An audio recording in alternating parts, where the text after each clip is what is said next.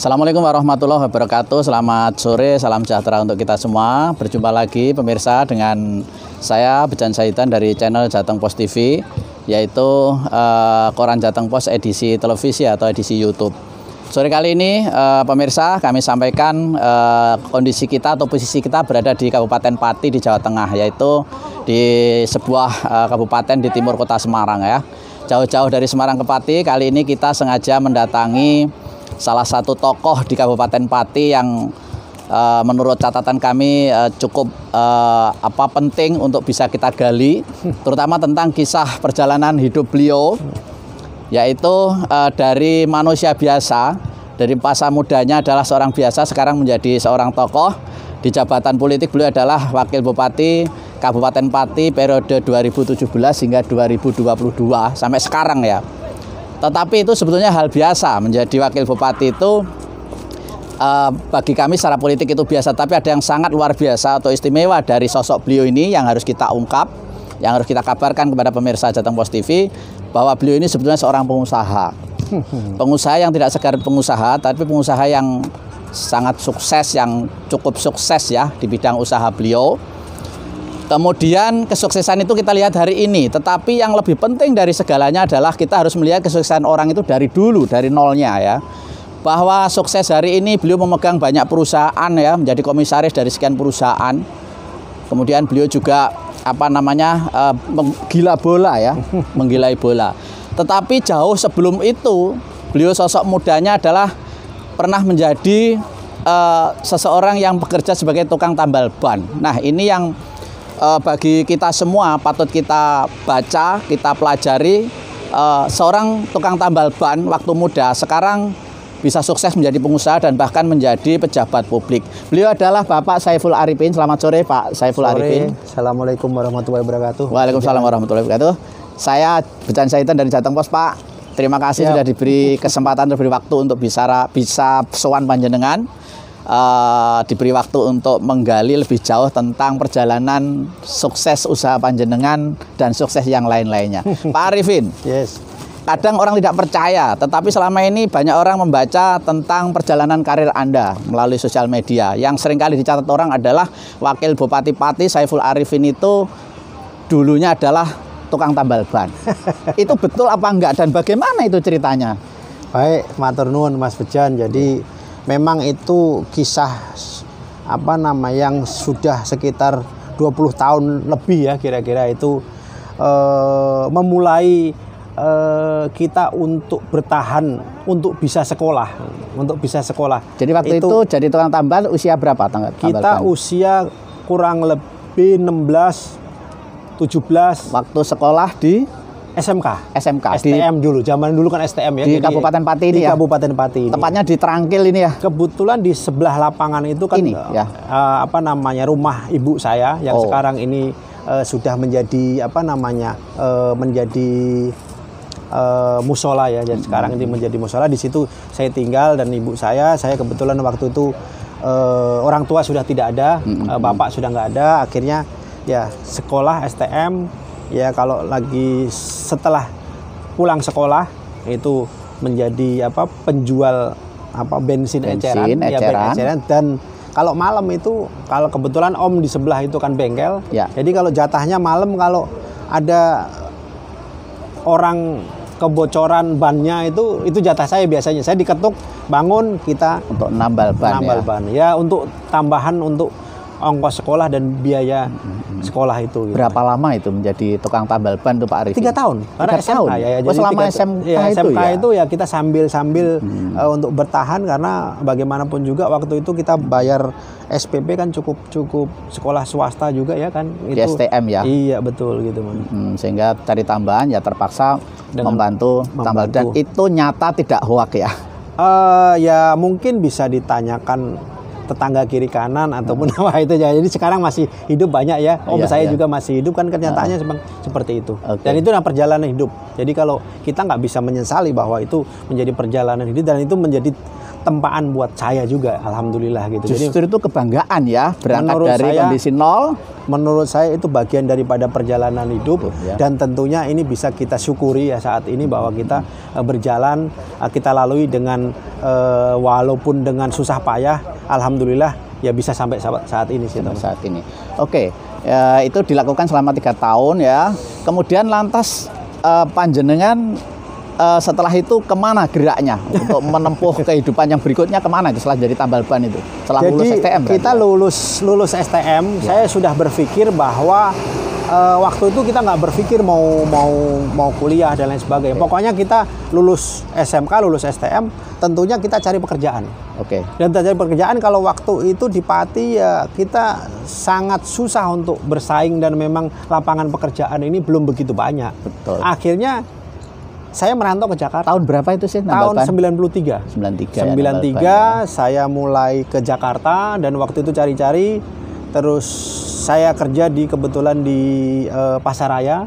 Itu jadi setelah tambal ban merantau ke Jakarta. Dari Jakarta kerja, ya kita ngikut orang juga, masih ikut Pak ya dulunya Pak Abdul Latif itu ya. Pak Menteri ya, kebetulan beliau Menteri kan zaman Pak Harto. Pak betul yang di Sarinah itu Pasaraya. Oke. Alhamdulillah diterima di situ hampir 3 tahun saya di situ gitu. Sebagai pramuniaga, artinya sebagai pelayan toko. Pelayan toko. Beliau punya toko ya. Betul, waktu itu kan kebetulan kan Pasaraya lagi rame-ramenya. Waktu itu itu kan mall jarang ya Mas ya. Betul. Mall jarang, saya melamar di situ, diterima 3 tahun saya bekerja di situ.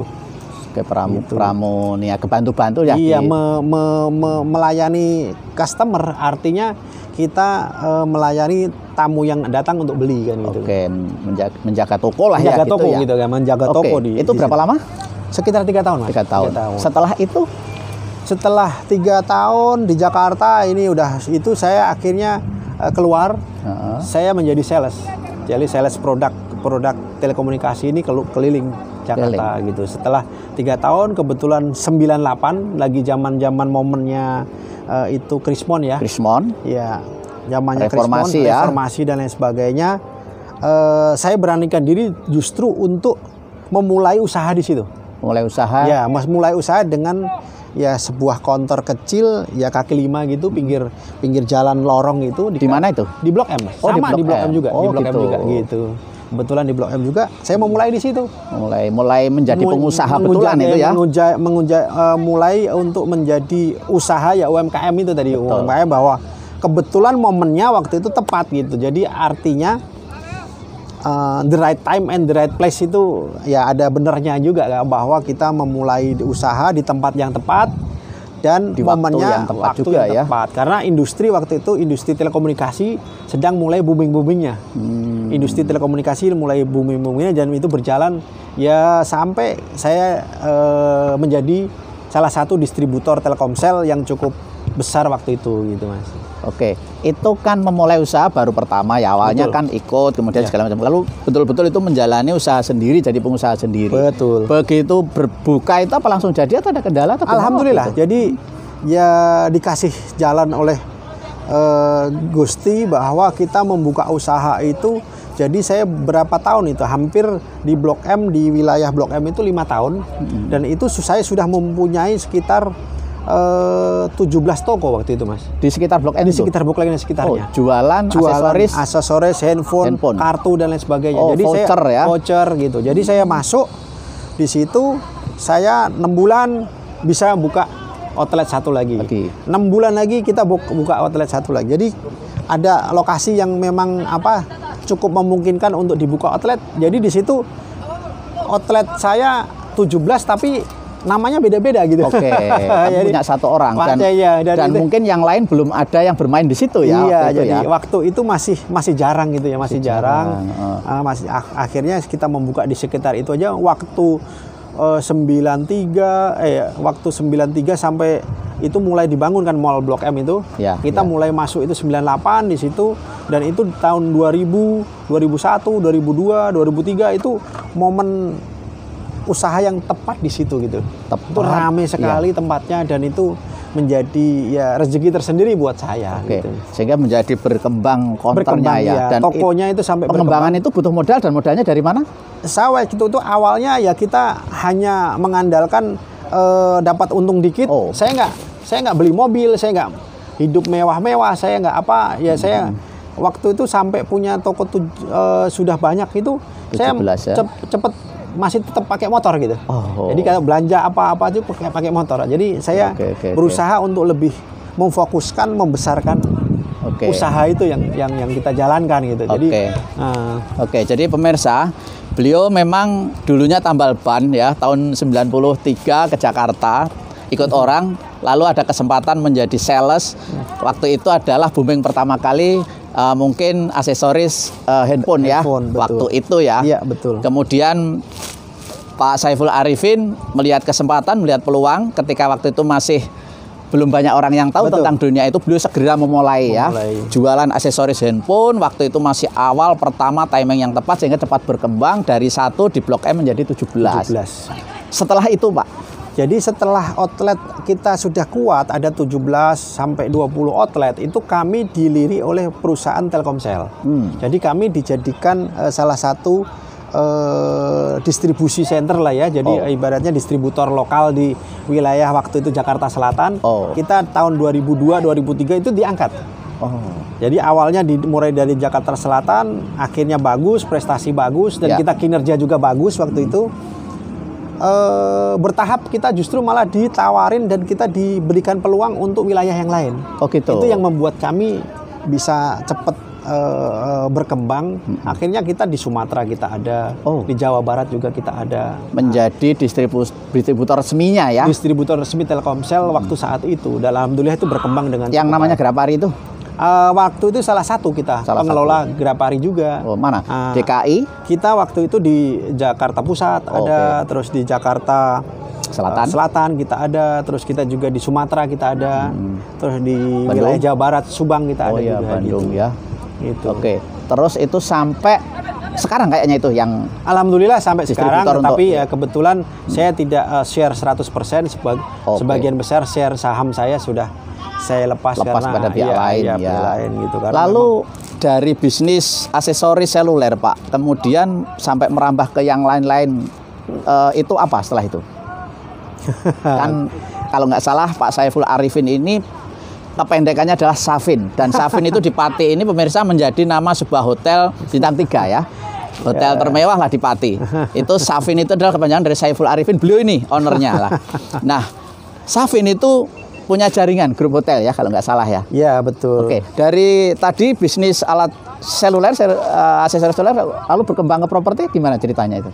Jadi kebetulan waktu itu di Blok M Mas, jadi mulai mall sudah mulai banyak di beberapa di beberapa sudut kota dan lain sebagainya tahun 2010-an itu ya. Sudah 2010, 2011. Kantor saya kan waktu itu masih di mall. Kebetulan saya pindahkan di yang di Jalan Falatehan. Nah, Jalan Falatehan itu kita dan kebetulan waktu itu ada peluang. Saya pikir di situ belum begitu menjamur juga, hotel-hotel apa semua belum begitu menjamur. Akhirnya saya putuskan ya udah properti yang ada situ kita bangun hotel. Ya waktu itu bagus sekali momennya, tempatnya ini bagus sekali. Kebetulan yang di sana kan kita kasih namanya Falatehan Hotel. Kebetulan ya. Di sana. Di Jalan Falatehan. Kalau di pusat kota ya itu? Ya, alhamdulillah di sekitar Blok M di situ gitu. Blok M, ya. Itu cukup salah satu pusat kota juga gitu. Dari aksesoris seluler malu ke properti bahkan membangun hotel Pak, itu kan keputusan yang tidak mudah dan dananya juga dari mana itu Pak? Ya, kita ini kadang-kadang orang kan berpikir memang mengenai modal pertama ya. Tapi modal itu kalau dalam hati saya, pikiran saya bahwa modal itu bukan hanya uang gitu. Tapi bagaimana komitmen, bagaimana kepercayaan dari orang dan biasa kinerja kita yang sudah kita lakukan gitu. Jadi kita nggak mesti semua modal dari kita gitu. Artinya bahwa kita bangun berjalan itu kan ada perbankan juga. Oke. Terus ada juga kawan-kawan juga kan gitu loh. Artinya kita bisa juga dari kawan ataupun dari supplier yang lain, dan kita bisa berjalan itu. Memang kalau kita bicara bisnis, ya itu kan jaringan aja itu. Jaringan, dan kita mungkin kepercayaan dari pihak perbankan atau kepercayaan dari pihak investor dan lain sebagainya, kan seperti itu. Ya, artinya kalau modal sebetulnya pintunya banyak ya. Yang penting kita punya trust ya. Trust, kinerja kita bagus, sudah lakukan kan ya, kita berjalan dengan baik. Betul. Gitu. Dan itulah yang ada pada diri Pak Saiful Arifin mungkin selama ini, dari seorang penjual aksesoris kemudian melangkah ke properti besar, perhotelan. Ya, itu bagian daripada perjalanan hidup. Saya pikir juga kalau untuk kita bicara kondisi sekarang ini kan perhotelan juga agak susah. Betul, juga saat ini kita lagi berat juga, tapi kan ini kan bagian daripada memang yang mesti kita jalanin kan. Betul, apa yang mesti kita jalani dengan baik gitu. Oke. Ada berapa jaringan hotel Safin, Pak? Saat ini kita tiga ya. Jadi Palatehan Jakarta, ya, kemudian terus di Puncak Bogor, terus sama di yang Pati. Safin ini terakhir Safin ya. Pati, ya betul. Safin Pati terakhir. Tapi kalau Safin ini saya pikir gini ya. Rata-rata kita psikologi orang tamu dari luar kota dan lain sebagainya, kalau datang ke Pati, pagi datang, sore nginepnya ke Semarang atau ke Kudus dulu. Jadi kita tidak punya, terus terang di Pati ini tidak punya fasilitas yang cukup memadai. Betul. Untuk mengundang orang. Saya tertantang di situ. Saya tertantang untuk bagaimana saya membangun di Pati ini. Yo, Mbak ya, kalau orang datang ke Pati, nginep di Pati, dan sore malam, nggak mungkin malam tamu-tamu itu makan di hotel. Jarang sekali. Betul. Dan itu akan menghidupkan bagaimana nasi gandul, ya UMKM yang lain ini akan hidup. Tapi kalau kita tidak tidurkan di tempat yang standar kualitas yang baik, akhirnya dia cari fasilitas yang tempat lain, di kota lain ya. Kota lain percuma yang baik. Di sini cuma jalan-jalan doang. Jalan gitu ya? Lihat selesai. Terus di benak kepala tidak ada saya ngapain lagi kan gitu. Tapi kalau tidur di Pati pasti dia datang beli oleh-oleh. Betul. Beli nasi gandul, beli soto kemiri dan lain sebagainya. Ini bagian daripada menurut saya promosi daerah juga gitu. Artinya daerah, ya. Supaya memperkenalkan ini ya, supaya tamu ataupun orang yang datang ke sini bukan hanya datang untuk satu urusan, tapi beberapa urusan yang lain. Gitu maksud saya. Ini yang kenyataan yang ingin saya tancapkan. Bangun di Pati ya pemirsa. Jadi dari anak muda tukang tambal ban di daerah Trangkil sini ya, di daerah Trangkil Pati ini, kemudian yang merantau ke Jakarta, lalu berusaha, berikhtiar, berjuang, kemudian sukses, kemudian kembali ke Pati membangun hotel di Pati ya Pak ya. Itu kira-kira tahun-tahun saya di ya 2015 memulai itu. Memulai membangun hotel di Pati ya. 2015 hampir selesai. Jadi 2014 memulai, 2015-an udah ya, sekarang hampir 6 tahunan ya kita. Ini yang perlu patut kita renungkan dan patut kita ambil inspirasinya, bahwa di Pati dulu muda tambal ban, lalu sukses pulang ke Pati membangun hotel di kampungnya. Saya yakin itu bukan karena bisnis semata ya, mungkin karena juga kebanggaan terhadap Pati, idealisme ya. Kalau dari sisi operator hotel yang ternama, itu tidak ada list nama Pati untuk hotel bintang di atas bintang 3 itu. Tapi kalau kita nggak berani masuk di situ, dan itu membuat orang kepercaya bahwa di Pati juga ada penginapan yang memang standarisasi yang menurut saya layak untuk dihuni kan gitu. Kota yang maju yang lainnya ya. Kota maju yang lain. Akhirnya orang akan melihat bahwa ya alhamdulillah sekarang ini mulai percaya datang ke Pati ataupun datang ke sekitar Pati dan lain sebagainya, justru kalau nginepnya malah di Pati kan gitu loh. Ini yang itu yang penting gitu. Artinya dia malam dia bisa cari oleh-oleh, dia bisa belanja oleh-oleh dari Pati ataupun makanan khas Pati dan lain sebagainya. Ini kan menggerakkan seluruh ekonomi masyarakat Pati juga. Gitu. Oke, Pak Saiful Arifin itu kan di dunia properti ya. Tapi Anda kan punya banyak perusahaan yang lain di sektor-sektor yang lain. Setelah itu bergerak kemana Pak? Setelah hotel, kemudian kalau nggak salah ada kapal laut juga ya. Kemudian ada pabrik-pabrik ayam. Kemudian ada penggilingan batu. Kemudian yang lain-lain apa Pak? Boleh diceritakan Pak biar menjadi daftar panjang untuk bisa kita contoh itu. Enggak, sebenarnya kan kita ini sukses itu relatif ya Mas ya, kalau saya bicara Mas Bejan. Jadi kita ini mencoba. Belum tentu juga semua yang kita lakukan ini berhasil dengan maksimal dan tidak. Tetapi bagaimanapun juga kalau kita tidak mencoba, ya bagaimana kita tahu berhasil dan tidaknya kan gitu loh. Betul. Artinya bahwa kita sesuatu kita coba, hitungan ada kita coba, hitungan ada kita coba. Artinya berjalan ini semua pasti ada resiko dan ada juga tidak semuanya juga. Mulus lah. Tidak semuanya mulus. Tapi kalau kita jalanin ya tidak tahu apa-apa kan gitu. Betul. Gitu. Artinya ya sukses dan tidaknya itu kelihatan kalau kita sudah berbuat. Betul. Dan Pak Saiful Arifin mencoba banyak usaha juga ya. Mungkin banyak yang sukses, ada juga barangkali yang tidak sukses. Ya, tapi namanya juga kita usaha, mesti kita jalanin. Betul, kita jalani. Ya, tapi di atas kertas kita rumusnya, di atas kertas bisnis tidak yang jelek. Betul. Bisnis bagus semua. Betul. Tapi mesti realisasi kita jalankan kan gitu. Betul. Gitu. Jadi sebenarnya sampai hari ini Pak Arifin ini menjadi komisaris berapa perusahaan, Pak?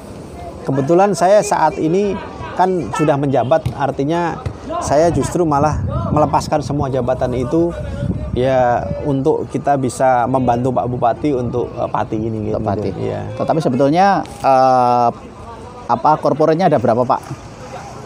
Perusahaan maksudnya ya mungkin ya. Nah, itu puluhan ada manajemen yang sudah mulai kita tata dan ada manajemen yang mulai urus dengan baik gitu. Kalau dihitung 1 2 3 mungkin lebih dari 10 perusahaan ya sebetulnya. Ya kurang lebih lah Mas. Kurang lebih 10 perusahaan berbagai macam. Iya kurang lebih ya gitu. Oke. Ya. Semuanya dalam proses ya berkembang kemudian evaluasi dan hasil dan macam-macam ya. Oke, Pak Saiful Arifin. Ukuran orang biasa menjadi pengusaha seperti panjenengan sudah sukses ya. Sudah sukses lah, itu luar biasa. Dan bahkan kalau tak hitung itu waktunya tidak lama, itu kayaknya sekitar 10 tahun ya. Dari 93 merantau lalu kemudian bangun hotel jaringan itu kayaknya 20 tahunan. Oh, 20 tahunan ya. Kita mulai 98 sekarang sudah 2001. Sampai sekarang 2021 kan. Maksudnya yang sampai hari ini. Sampai hari ini. Tapi bangun hotel jaringan itu kan tahun 2000 berapa itu kan mungkin 2010 11 ya. Ya, berarti kan nggak sampai lebih dari 15 tahun. Itu hitungan cepat sebetulnya. Iya. Hitungan cepat. Jadi, oke. Kemudian berikutnya adalah sudah menjadi sukses begitu tahun 2017 Pak Saiful Arifin itu punya terentek jadi wakil bupati. Apa dicari, Pak? Kan jadi wakil bupati gajinya kecil ya. Iya, kayak ya memang waktu itu ya kita ini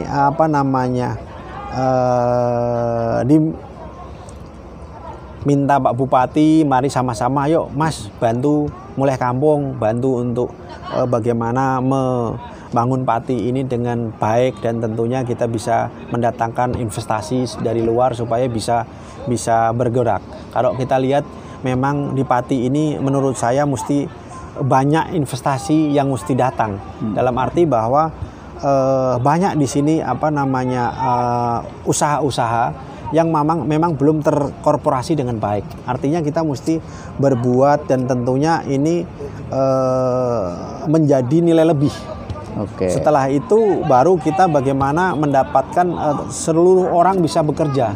Artinya kita mesti bagaimana mendatangkan investasi untuk semua orang bisa bekerja. Yang paling penting adalah bagaimana mengurangi angka pengangguran ini. Kalau kita paling dasar adalah mengurangi pengangguran, otomatis kemiskinan mulai berturun. Betul. Kalau kemiskinan mulai menurun, artinya kita bisa membangun dan semua masyarakat di Pati ini, penduduk di Pati ini bisa mengenyam pendidikan dengan baik. Nah, setelah mengenyam pendidikan dengan baik, maka bisa memberikan kecerdasan. Setelah cerdas, akan dengan sendirinya bagaimana bisa mengembangkan masing-masing personal ini untuk bisa berkembang, kira-kira begitu. Oke, kan Anda menjadi wakil bupati sejak 2017 sampai 2022 ya? Betul ya. Nanti 2022 selesai, setelah wakil mau apa, Pak? Pertanyaan yang susah ini menurut saya. Jadi ya kita nanti lihat menurut saya bahwa ini 2022 tentunya pemilihan 2024 kan masih panjang gitu. Saya sih passion saya sebenarnya menurut saya ya di wirausaha ya. Passion saya dan saya senang dengan bagaimana mendatang investasi, orang datang ke sini investasi, orang datang sini investasi, dan tentunya investasi ini perlu dijaga. Jangan sampai investasi ini orang udah datang, kepercayaan orang ini tidak baik terhadap Pati, ini bahaya. Yang paling penting adalah bagaimana kepercayaan bahwa orang datang ke sini, investasi di sini bisa dijaga dan mereka dapat balik modalnya kembali, dan ini bisa menjaga bahwa bagaimana orang bisa bekerja dengan banyak di sini. Itu yang paling penting itu. Ya, membangkitkan ekonomi Pati ya. Betul, itu yang paling penting, Mas. Oke, pemirsa, jadi beliau adalah anak asli Pati ya. Saiful Arifin atau Bapak Saiful Arifin. Saat ini Wakil Bupati Pati sampai 2022, tetapi beliau ini sesungguhnya adalah seorang pengusaha yang sudah malang melintang dan bahkan banyak usahanya yang sukses dan berhasil. Kemudian yang belum terungkap dari seorang sosok Saiful Arifin, beliau ini sejak dulu adalah gila sepak bola ya. Gila sepak bola, dan beliau salah satunya saat ini yang sedang digeluti adalah mendirikan sekolah sepak bola atau akademi sepak bola yang berpusat atau home base di Trangkil Pati ini, namanya Safin Pati Football Academy. Pemirsa, kita akan gali lebih banyak, tapi kita beri kesempatan yang mau lewat ini.